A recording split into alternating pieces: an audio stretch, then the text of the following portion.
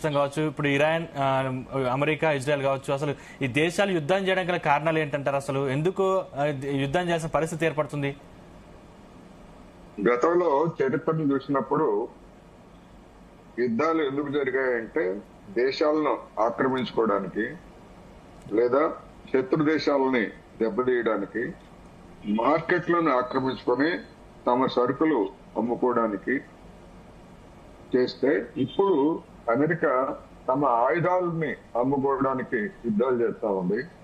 అదేవిధంగా తమ సరుకుల్ని బలవంతంగా ఇతర దేశాల మీద రుద్ది తన లాభాలని పొందాలని చెప్తా ఉంది. అదేవిధంగా ప్రపంచాధిపత్యం కోసం నా మాటే శాసనం అన్నట్టుగా నేను చేసిందే మా చట్టాలే చెల్లుతాయి తప్ప అంతర్జాతీయ చట్టాలు చెల్లవు అనేటువంటి ఒక దురహంకార పూరితమైన లేదా ప్రమాదకరమైనటువంటి పోకడని రెండో ప్రపంచ యుద్ధంలో హిట్లర్ తర్వాత మొట్టమొదటిసారిగా డొనాల్డ్ ట్రంప్ ఆ ధోరణి కనిపిస్తున్నాడు.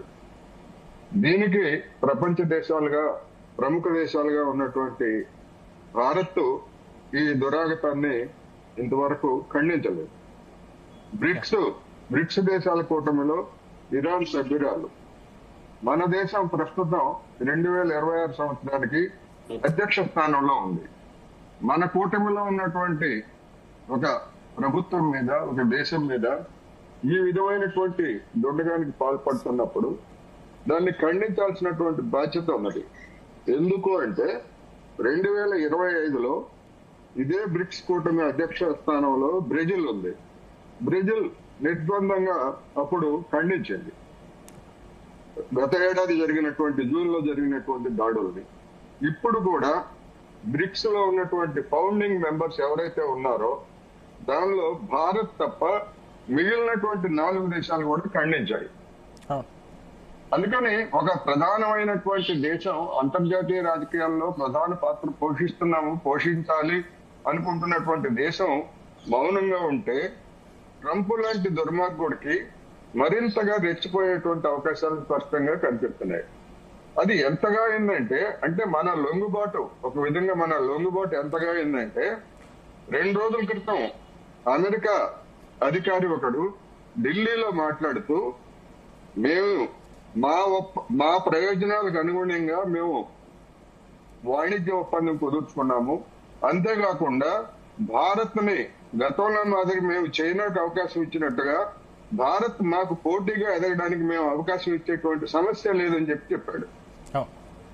ఇంకొక ముఖ్యమైనటువంటి పరిణామం ఏంటంటే ట్రంప్ 30 రోజుల పాటు మీరు రష్యా దగ్గర ఆయిల్ కొనుక్కోండి అని చెప్పాడు. అవును, వాడెవడు?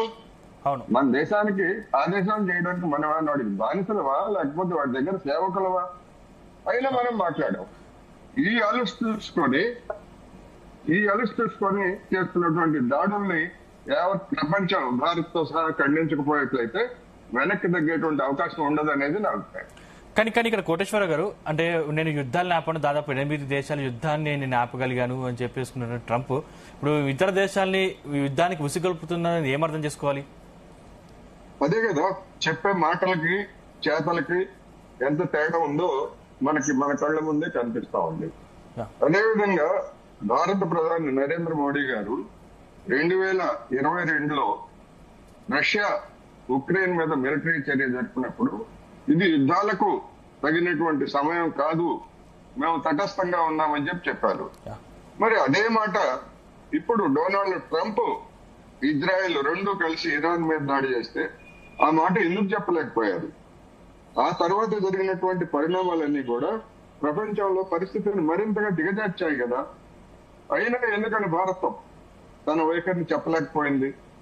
అందుకని ఇలాంటి బలహీనతలు అనేటువంటివి మన విదేశాంగ విధానంలో కనిపిస్తున్న కారణంగానే ట్రంప్ లాంటి వాళ్ళు మనం ఏం చేసినా చెల్లుతుంది, భారత్ మన వైపే ఉంది, మౌనంగా ఉంది, మౌనమే అర్ధాంగీకారం, ఇలాంటి భావనతోటి అమెరికా రెచ్చిపోతా ఉంది. అయితే మనం మౌనంగా ఉన్నంత మాత్రమే రెచ్చిపోతుందని చెప్పడం నా ఉద్దేశం కాదు.